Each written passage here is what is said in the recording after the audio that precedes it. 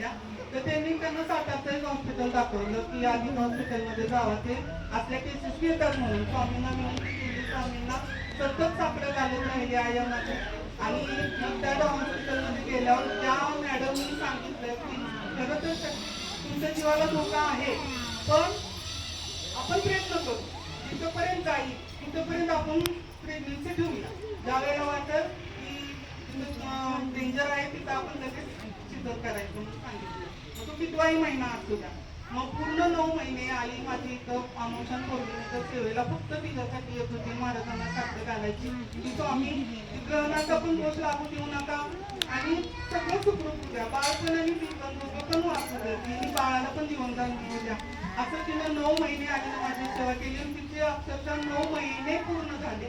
9वा महिना लागला तिला आणि नंतर तिथं 13 मार्चला तिची डिलिव्हरी झाली. डिलिव्हरी झाली, गाठ एक नारळ एवढी गाठ होती तिच्या गर्भाशयात. बाळ सीझरमध्ये बाळ पण काढलं आणि गाठ पण काढली. तो 13 मार्चला तिची डिलिव्हरी झाली आणि 14 मार्चला तिला अचानक परत इंटरव्ह्यू चालू झाली पोटामध्ये गाठ काढल्यामुळे. मग दुसऱ्या मोठ्या हॉस्पिटलमध्ये तिथं तिला शिफ्ट केली. बाळ आणि आईच्या हॉस्पिटलमध्ये मी तिच्याबरोबर तिथं गेल्यानंतर तिचं डबल ऑपरेशन झालं, गर्भाशय काढून टाकलं तिचं, खूप ब्लिडिंग झालं म्हणून. मग नंतर तिला म्हणजे 2 दिवस व्हेंटिलेटरवर होती. 5 दिवस डॉक्टरांना कळत नव्हतं की या पेशंटला नेमकं काय झालंय ते. तिथं सगळं कमी झालं होतं, रक्तामधलं प्रोटीन सगळं काहीच नव्हतं. एक इंजेक्शन 10,000 तिला चालू होतं. 2 दिवस व्हेंटिलेटरवर होती, 12 दिवस ऑक्सिजनवर ICU मध्ये होती. इतकं हे केलं पण स्वामींवर एवढा विश्वास होता माझा स्वतःचा. आई एवढी वेगळी करत होती, स्वामींचा दहा चालू होता. ती दुसऱ्याच हॉस्पिटलमध्ये बाळाला घेऊन मी तिच्याकडे दुसऱ्या हॉस्पिटलमध्ये आईला म्हणतो तू घेऊ नको, सेवा वाया जाते, महाराज आहे.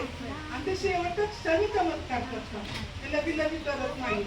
आणि 5 दिवस डॉक्टरांना कळत नव्हतं. अचानक 5व्या दिवशी सगळंच वाटलं तिथे, अचानक वाटलं. काहीच केलं ना डॉक्टर म्हणायला लागले काय म्हणजे आत्ता रात्रीपर्यंत काय नव्हतं आणि आता 5व्या दिवशी कसं काय मी कुठून आलं म्हणायला. एवढा चमत्कार केला ना आम्हाला अक्षर ते म्हणून मी राजूकडून सारखा फोन करत होते, भाऊ तुम्ही जिथल्या केंद्रात असतात तिथं स्वामींना विनंती करा, पण अशी सुखरूप आहे. विसरतं भाऊ मला तुम्ही टेन्शन घेऊ नका, डॉक्टरांना फोन ते आला कारण आपल्या बायकांनी एवढा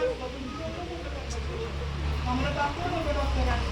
त्यामुळे त्यांना कॅन्सर असला पाहिजे. ती तपासणीला पाठवलं होतं पुढं. 8 दिवस झाले, 9 दिवस झाले, त्याचा रिपोर्ट येणं झाला. इतकी भीती वाटायला लागली. डॉक्टर म्हणायचा रिपोर्ट आले तर विचार घेत नाही आम्ही, म्हणजे सोडू शकत नाही कारण गर्भाशयच अबनॉर्मल आहे म्हणायला लागले, इतरांपेक्षा वेगळा आहे म्हणायला लागले. आणि त्याचा रिपोर्ट धावा आई करायचा.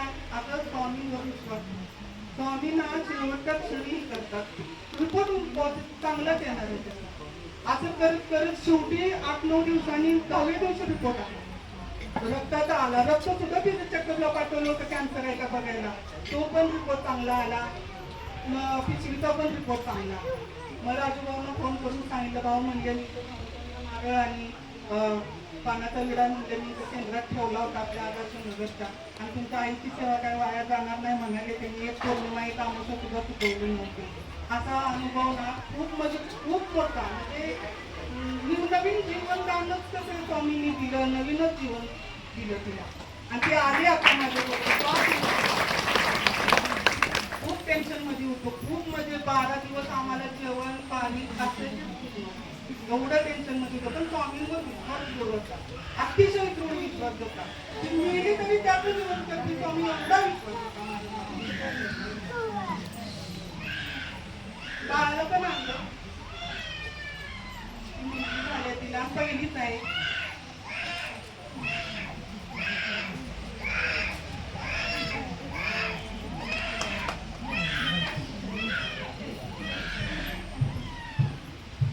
डॉक्टर म्हणायला लागले शेवटी, डॉक्टर म्हणजे अहो आम्हाला तुमची गॅरंटी वाटत नव्हती, 5 दिवस झाले तर तुमचं काहीच वाटत नव्हतं.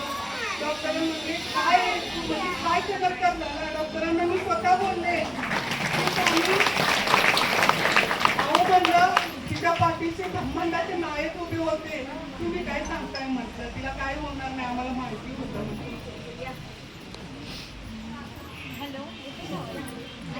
केंद्र चालेल कारण